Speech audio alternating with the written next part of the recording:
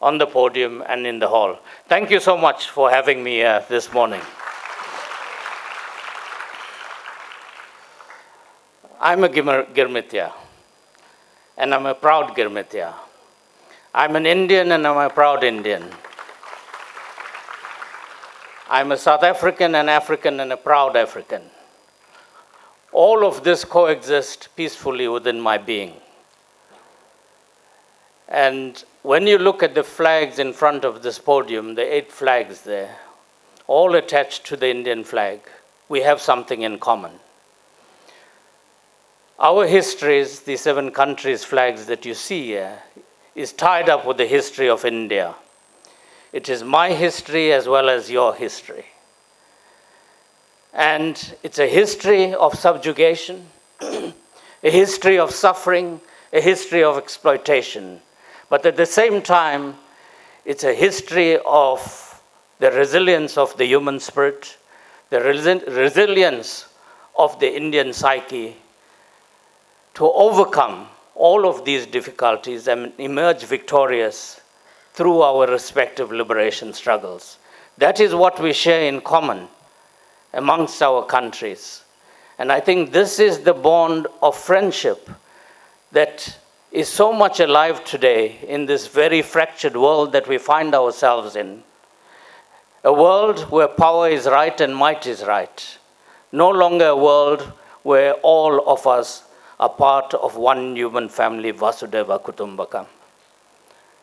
And this is the history of the Girmitiyas. I'm not sure how many of you are familiar with the history of the Girmitiyas. As I said, it's not just my history and those of us from Girmitiya backgrounds. It is your history as well. And it is important that you understand this part of your history as much as it is important for our own history. And I'm so glad to see so many young people here in the audience today, because you are the future that will write this narrative in its correct perspective. Much has been written about the Girmitiyas. Not much focus has been placed on this journey. But in recent time, why is it that this term Girmitiyas, how many of you are familiar with this term Girmitiyas? Put your hands up. How did it originate? Just a handful of you. So one of the things, you see, I'm a former professor at university. One of the things I would ask you to do today as part of your homework when you go back home, go and research, go into Google and just look into this term Girmitiyas. And you'll get a whole history of where this originated from and what happened to a sizable part of India under British rule, and how it impacted India and impacted our countries. I think it's important you understand this. I think it's important that we place greater attention in terms of this part of your history and my history. And why this sudden focus on the Girmitiyas? I'm very pleased it's happening. I think I'm in India just under a year. I arrived here last year in October, but this must be the 7th or 8th Girmitiya conference I'm addressing. I'm very pleased to see that finally the light is focusing on this part of Indian history that has been so neglected. When you speak of the Indian diaspora, the 35 million strong Indian diaspora, the focus by and large has been on the global North diaspora. And that is why I have said, look at the flags here. We share something in common. We are all part of the global South. And the old diaspora, I refer to it as the old diaspora, those of our ancestors that left this land virtually as slaves, as was pointed out earlier. Slavery was abolished by the British Empire, not voluntarily, due to pressure, in 1834. And in that very same year, 1834, the British had to find a new form of cheap labor, a new form of slavery, which they called indentured labor. And they started this movement of Indians from both North India and South India, firstly to Mauritius in 1834. And then they spread this throughout the empire to all of the countries' flags that you see here and many others. Our ancestors went to these countries as cheap labor, in slave-like conditions, and treated like slaves. Read up this history. It's important you understand this. The exploitation, subjugation, and pain that they suffered. And how did they pick themselves up?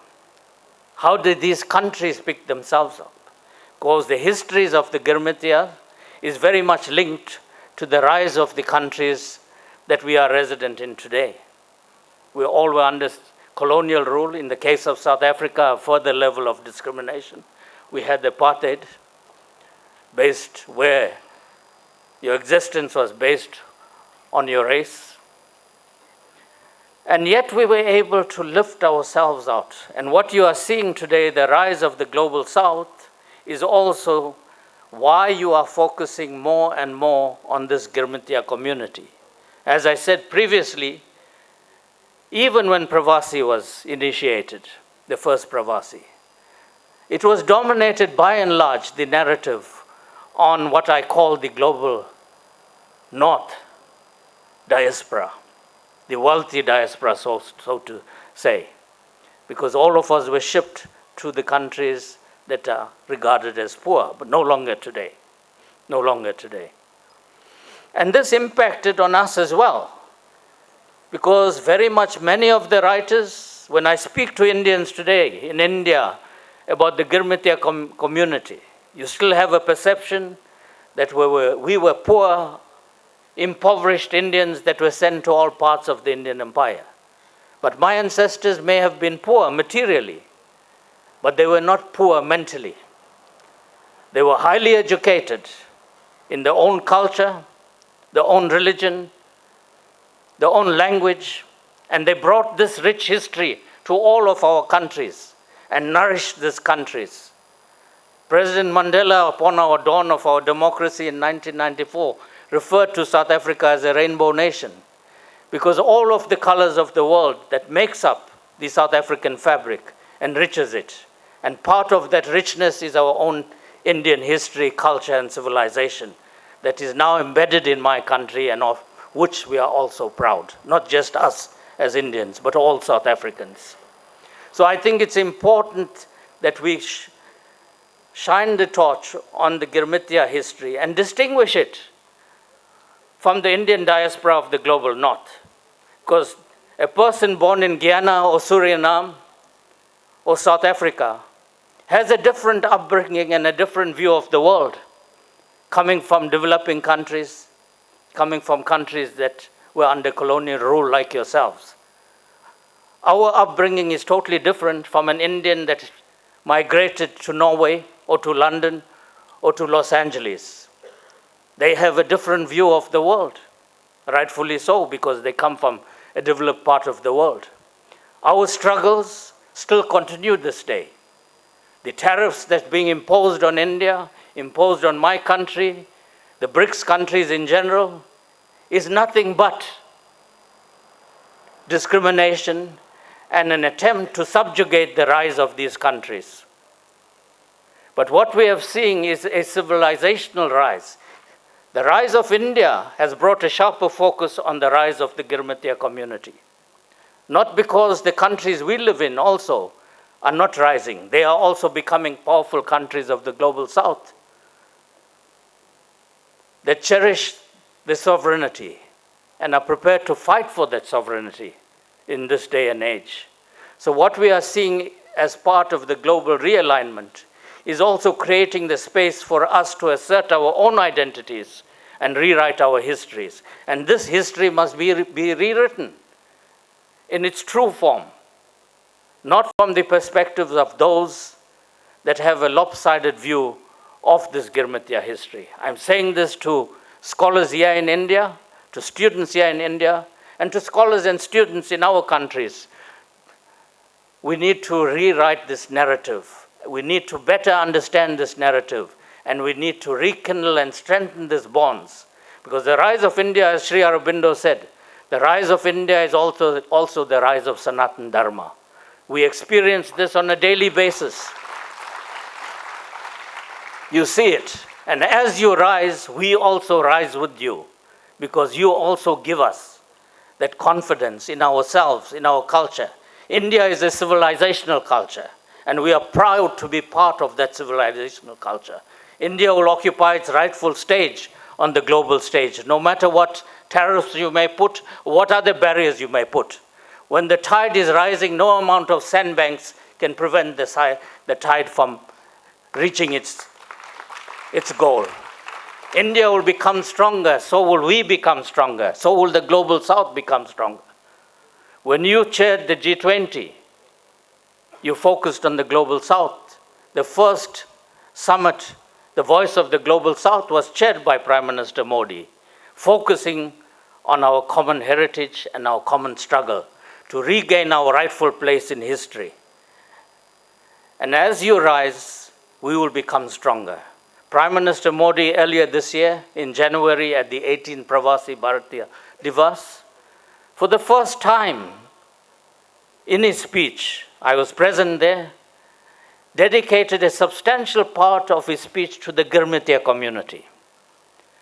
And all of us that were there, and all of these countries that are reflected here were there, we took great pride that finally Bharat is recognizing its own children that were abandoned, not through its own doing, but under British rule.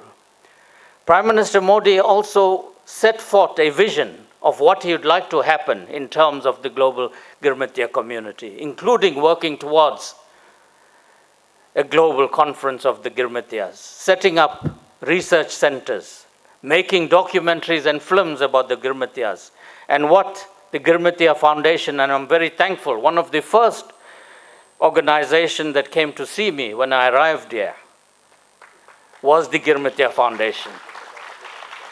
Shri Dilip Giri is sitting here, and Ajitji is also sitting here. Both of them came to my office, and the first thing I told them, help me find my roots.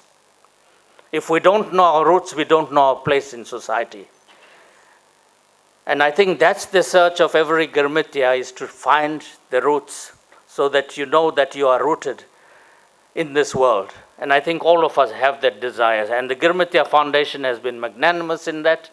They've put in resources, they've sent people and identified the village from where my ancestors came.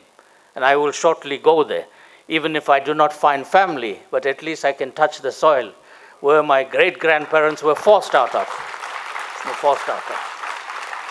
But what I want to also say, that it's almost 9 months since Modi ji made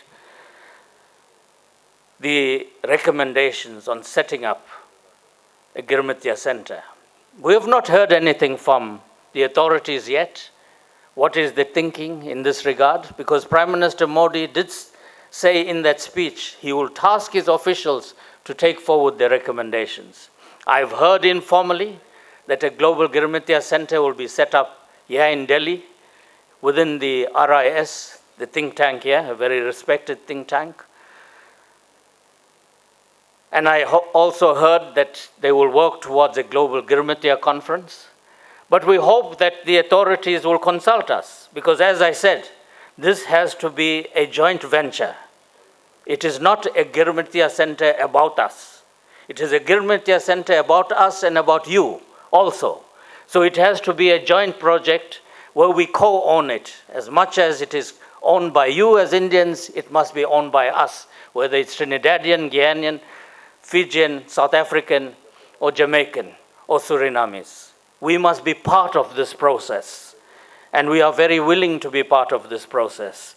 And I think we have a good story to tell in terms of the resilience of India, the resilience of its people, no matter where you may scatter them, under whatever conditions, that they will rise and will continue to rise, and will play an important part in giving leadership to the global community, like India is doing under severe pressure at the moment. You are not buckling under pressure, and you should not buckle. So are our countries of the global south. We must stand united, and we must provide leadership. And part of this history is strengthening the bonds that exist between you and the Girmitiya family globally. We are part of you, you are part of us. Thank you for having me.